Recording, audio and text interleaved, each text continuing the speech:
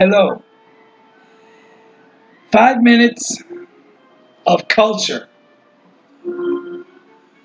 society and culture. Culture, a major concept. Picture culture being a symbol, what a flag represents, what money represents, what family represents, what a degree might represent, what a stimulus check might represent.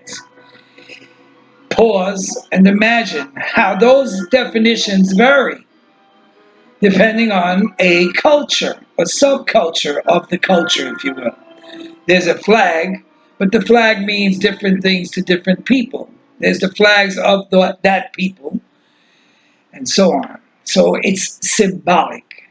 I like to think of culture as the soul of society.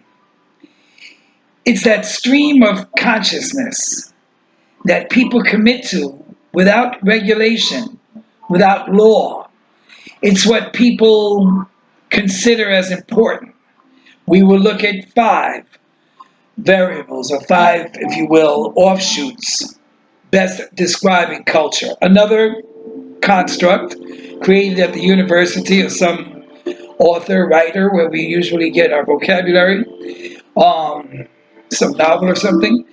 So culture we know as meaning cultured, as in refined. But culture is also base, raw. Culture is what it is. What you see is what you get. And there's the joy or the beauty of culture. And why we don't take kindly, many of us, to imposition and restrictions, um, big brother, conspiracy theories, laws, federal, just impositions by social structure that we'll speak about in the next 5 minute video. So culture is composed of values. Values that can almost hinge on biblical and legalistic, moralistic tones, things that are taboo, things that are sacred, things that you have to pledge to, you have to kneel to, you have to worship, you have to honor, you have to die for, if you will. A sacred vow, things that we value, right?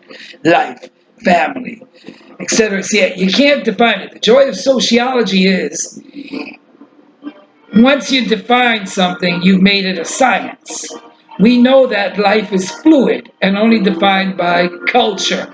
You see, that's the strength of culture. Secondly, we believe in what we value. So we set up a Bill of Rights, if you will. We set up a particular belief in a totem, in a token, in a particular ritual, a lighting of a candle, a burning of a flag. Oh, I meant a burning of something. Usually fire is involved. Usually there's letters involved, some type of convention, conference, judicial panel, reinforcing what we believe. Now, the real ticker is that culture is a cultural universal, and you can have a cultural revolution where you want to change the way things are. So movements, empowerment groups, Me Too movement, Black Lives Matter, Civil Rights Movement, American Disabilities, not to minimize the value of each individual group, just for this lesson, this short video on culture, that each group has its own norms. We talk about cultural norms. For example, what people within that group do, what people in that group speak about and share in their language and in their behavior and in the clothing and in the wardrobe, the tools that they use, the food that they eat, the way that we dance, the way that we speak, our hand gestures, for example, our facial expressions, our hugs or lack thereof. Culture is that. It's important to understand that now we celebrate cultural diversity as some sort of sociological society, political movement of its own. And it's important to remember that culture has its own fabric.